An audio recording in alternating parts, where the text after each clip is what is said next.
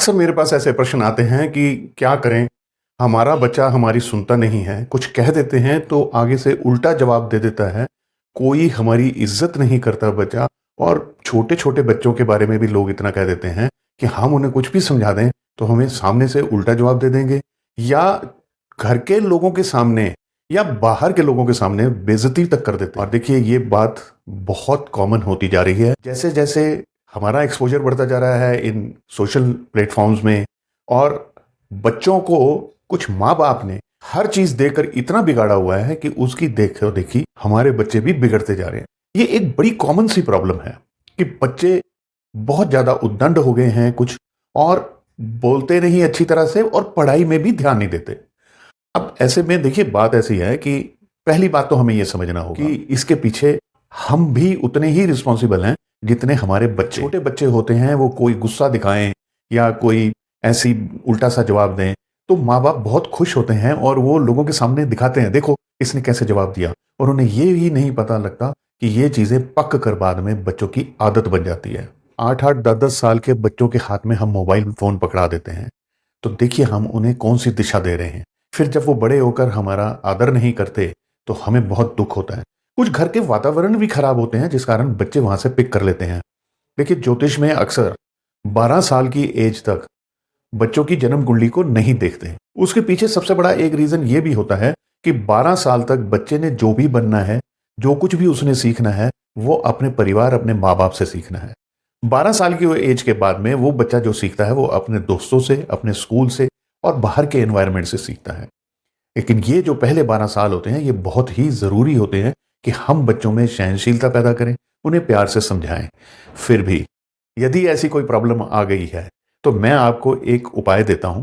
देखिए ये उपाय कोई जादू नहीं है, लेकिन ये उपाय ऐसा है जिसे यदि रेगुलर बेसिस पे करा जाए कम से कम 45 दिन तक, तब इसके बहुत सकारात्मक प्रभाव मैंने देखे हैं। इसीलिए मेरा मन किया कि मैं आपसे शेयर करूं। करना यह है कि एक पानी का ग्लास लीजिए, यानी जो पानी आप अपने बच्चे के लिए रखना चाहते हैं वो पानी एक ग्लास में लीजिए और बच्चे को पिलाने से पहले या उसके लिए पीने को आप वो पानी रख रहे हैं उससे पहले आपके हाथ पूरी तरह से साफ होने चाहिए। उस ग्लास को दोनों हाथों से पकड़िए, अपने इष्ट का नाम लीजिए। बेहतर तो ये होगा कि आप पहले ओम बोलें और ओम बोलकर आप ये मन में सोचें कि मेरा बच्चा जो है अब वो आज्ञाकारी हो गया है, अब उसे गुस्सा कम आता है। और फिर अपनी तर्जनी उंगली यानी ये वाली उंगली, इससे आपने उस पानी में ओम लिखना है। यदि आप और किसी धर्म के हैं तो आपके धर्म में जो कुछ भी लिखा जाता है आप वो साइन बना लीजिए। ऐसा आपने कुछ 10-11 बारी करना है। यहां मैं आपको कहना चाहूंगा कि गिनिए मत, क्योंकि आप गिनेंगे तो ध्यान बटेगा। अंदाजा 11 बारी वैसे होना चाहिए, लेकिन अंदाजा आप बस वो साइन बनाइए और उसके उपरांत आप वो पानी उसके पीने के लिए रख दीजिए। ये कार्य दिन में 2-3 बारी जरूर हो जाना चाहिए और 45 दिन कम से कम लगातार कीजिए। अगर आपको इसी दौरान ये लगने लग जाए कि अब बच्चा सुधर रहा है, तब भी आप इसे बंद मत कीजिए।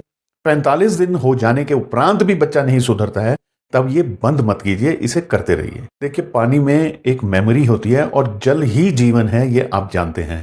और ये जल, ये पानी, इसमें इतनी मेमोरी होती है कि ये जीवन भी बचा देता है। और यही पानी है जिससे अधिकतर हमारे धर्म के अंदर जितने भी पूजा पाठ करे जाते हैं इसका उपयोग जरूरी होता है। इसलिए विश्वास रखकर यह कार्य कीजिए। ये कोई जादू नहीं है, इसके पीछे एक साइंस है। आप इसको पूरी तरह से समझकर ये उपाय करेंगे तो मुझे पूर्ण आशा है कि आपका बच्चा सुधरना शुरू हो जाएगा।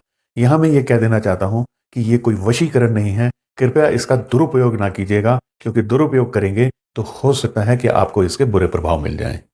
आपको ये वीडियो पसंद आई है तो इसे लाइक, शेयर, सब्सक्राइब जरूर कर दीजिए। किसी ना किसी को फॉरवर्ड ये जरूर कीजिए और मुझे कमेंट्स करते रहिए, इससे मुझे प्रोत्साहन मिलता है। और देखिए ये जितनी भी वीडियोस मैं आपको दे पा रहा हूं ये सब आपके कमेंट्स का नतीजा है। आज्ञा दीजिए। नमस्कार।